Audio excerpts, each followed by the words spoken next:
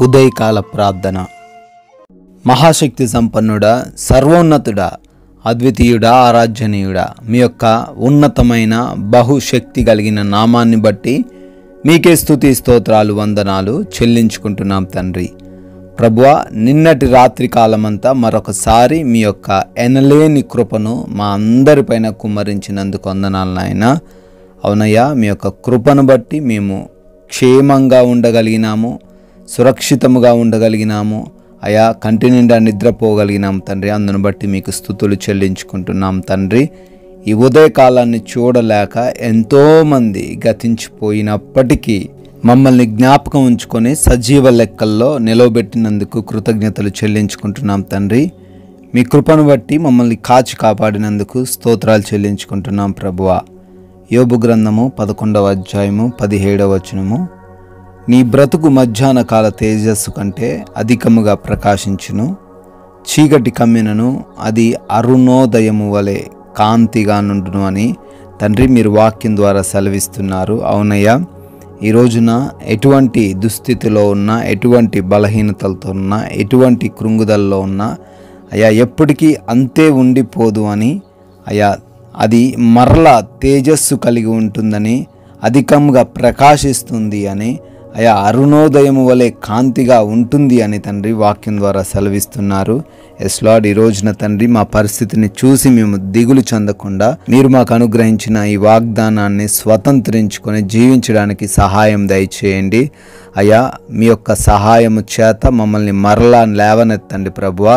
మాకు కలిగిన నిందల్లో నుంచి, మాకు కలిగిన అవమానాల్లో నుంచి, మాకున్న కష్టాల్లో నుంచి తండ్రి మమ్మల్ని లేవనెత్తి మా బ్రతుకును మధ్యాహ్నము కాలము కంటే తేజస్సుగా అయా మారుస్తారని మేము విశ్వసిస్తున్నాము. ప్రతి బిడ్డ జీవితంలో ఈ వాగ్దానాన్ని నెరవేర్చమని తండ్రి బ్రతిమాలుకుంటున్నాం ప్రభువా.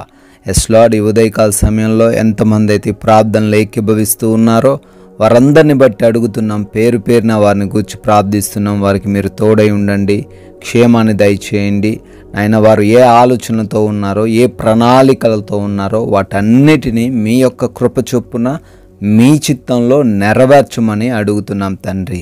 అదేవిధంగా ఎవరైతే నాయన ఈ రోజున ఎగ్జామ్స్ కొరకు, ఇంటర్వ్యూస్ కొరకు వెళ్తున్నారో వారికి కావాల్సిన జ్ఞానం దయచేయండి ప్రభువా. జ్ఞాపక శక్తితో వారిని నింపండి తండ్రి. క్వాలిఫై అవ్వడానికి, సెలెక్ట్ అవ్వడానికి సహాయం అనుగ్రహించండి తండ్రి. నాయన, ఈ రోజున మా ప్రతి పనిని కూడా ఆశీర్వదించండి. మేము చేస్తున్న పరిచర్యలు, ఉద్యోగాలు, వ్యాపారాలు అవి ఏవైతే ఉన్నాయో వాటన్నిటిలో తండ్రి మాకు నూరంతల ప్రతిఫలము దయచేయండి. జ్ఞానముతో, యుక్తితో ప్రవర్తించుటకు మాకు సహాయము దయచేయండి. బలమును, శక్తిని మీరే అనుగ్రహించండి అయా. ఎవరైతే నూతన కార్యాలు ప్రారంభిస్తున్నారో వారందరికీ మీ సహాయం అనుగ్రహించండి, దీవించండి తండ్రి.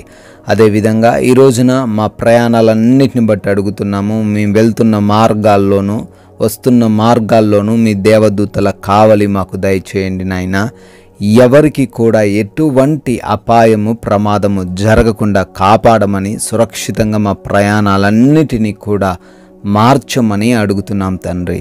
ఎస్ లార్డ్, అదేవిధంగా ఈ రోజున మాలో ఎవ్వరు కూడా ఆకలితో అలమటించకుండా, అనారోగ్య సమస్యల చేత ఇబ్బందులు పడకుండా, ఆర్థిక పరమైన సమస్యలను ఎదుర్కొనకుండా ప్రతి విషయంలోనూ మీరే మాకు సమృద్ధిని దయచేయమని అడుగుతున్నాము తండ్రి.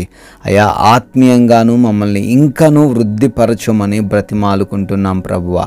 అయా, ఈ రోజున మేమందరము కూడా మీకు సాక్షులుగా నిలవబడగలిగే ధన్యత దయచేయండి.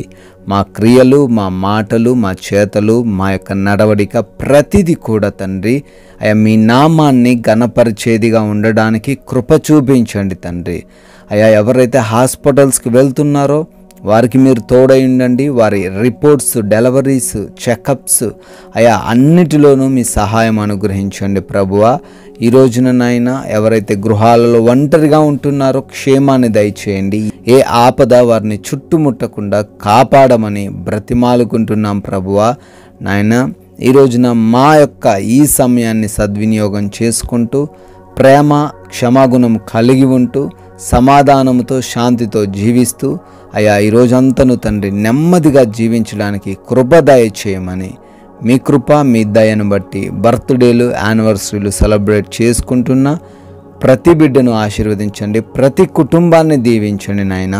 మేము కొందరికైనా మీ యొక్క విలువైన మాటలు ప్రకటించే వ్యక్తులుగా నిలబడగలిగిన ధన్యత మాకు దయచేయమని యేసుక్రీస్తు వారి మహిమ కలిగిన నామంలో ఈ ప్రార్థనను అడిగి వేడుకుంటున్నాము తండ్రి.